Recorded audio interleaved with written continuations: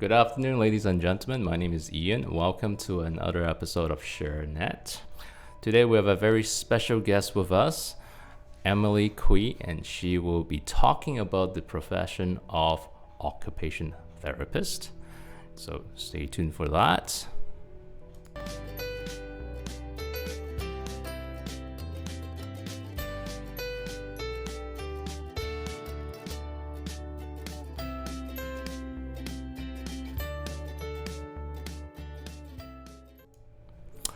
Hey, Emily, how are you doing today? I'm good, thanks. So, welcome to our city, and thank you for coming in to do this recording. And today we're going to learn all about OT, occupation therapist. So, just for some of our viewers who are not familiar with OT, can you briefly explain to us what is an OT and what do they do? Yeah, so occupational therapists help their clients to improve their health and their quality of life by facilitating participation in meaningful occupation. So we define occupation as anything that occupies your time. Awesome. So I understand that it's there's some sort of academic qualifications that is required for going into such a profession. Can you just briefly describe what are the academic qualification or certification or training that is required to be an OT? Yeah, to become an OT, you have to first complete a bachelor's degree, including some prerequisites that will be required for the master's program. So once you complete the Masters of Occupational Therapy program, you can complete the national exam, and then you can be registered to become a practicing OT in your province. Awesome. So all in all, how many years in total in order for you to be an OT at the end?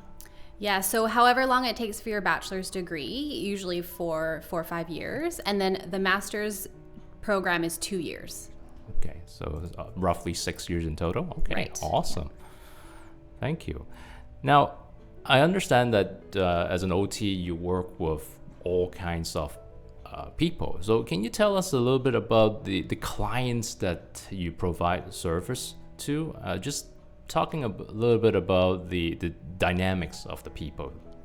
Yeah, so because we're looking at function and meaningful occupation, we work with a wide variety of clients from early childhood to geriatric. And examples of those we might provide service to include individuals with developmental challenges, neurological conditions, mental health challenges, and also post-injury, whether that's an event like a stroke or even a workplace injury. I see. So the age range that you work with is very diverse. You're Yes. talking about from infant all the way to someone who's a senior as well. Yes. Wow, that's amazing. So, what is the scope of occupational therapy on a general sense? Yeah, so the scope of OT is very broad because we're looking at meaningful activity and function. This is something that's important in all stages of life. So in general, we categorize occupation into 3 groups: self-care, productivity, and leisure. And some examples of interventions or therapies that we provide include things like adapting the environment, task analysis, providing compensatory strategies, and also prescribing equipment. Awesome. So these are the three of the areas that you focus in. So it's not from the word occupational. So it doesn't have to be related to jobs or career, that type of things. Not at all. Yeah. Occupation is really anything that's meaningful to you and anything that occupies your time.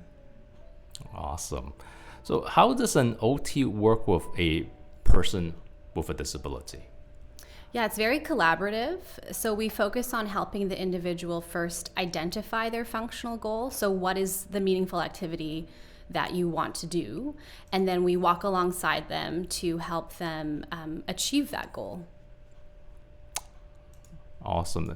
Are there examples of the details? Because I understand you work with the younger population. Are there examples of the details that you would help them with?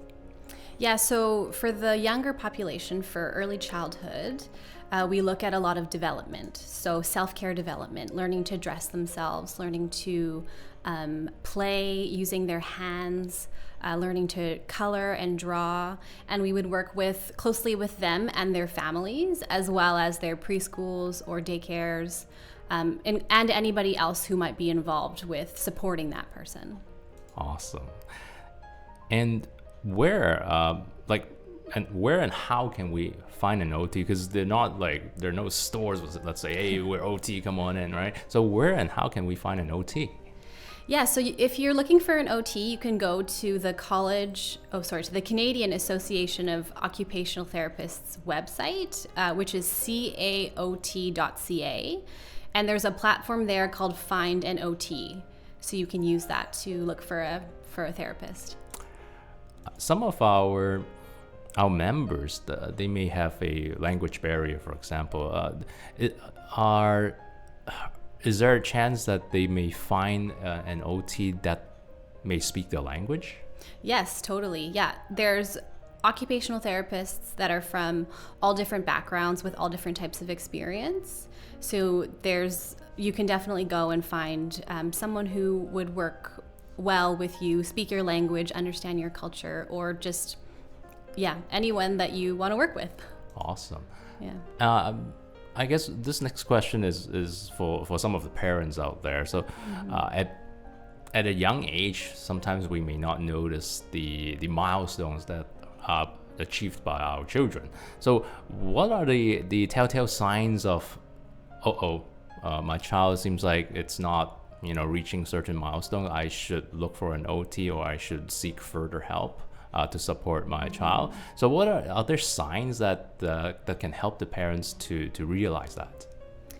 Yeah, it's different for every child, and every child also develops at a different pace. I would suggest the most helpful thing would be to really talk to your pediatrician if you notice anything that's concerning or you have questions about your child's development. They would be definitely the person to talk to first. Awesome. Thank you, Emily. Thank you for coming on today. This is all the questions that I have.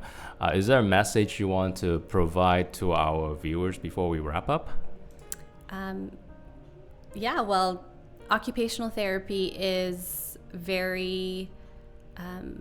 it's very versatile, and it's Is this something that you recommend people to do as a profession? Oh, totally. Yeah. I think occupational therapy is great because it's really looking at the individual and what they find meaningful. So it's very broad. It's hard to define. It looks different in all different settings, but what you're doing is really important to the person that you're working with, and that makes it really rewarding. Right, and you contribute to the society in a way that you are actually helping someone achieve their goals. Mm-hmm. Fantastic. Thank you, Emily. Thank you for coming on. And with that, I will wrap this up. And folks, thank you for tuning in. And as usual, please like and subscribe our channel. And if you have a topic that you want us to cover, please comment below. My name is Ian Young, and this is Emily. Thank you for joining us. Have a good one.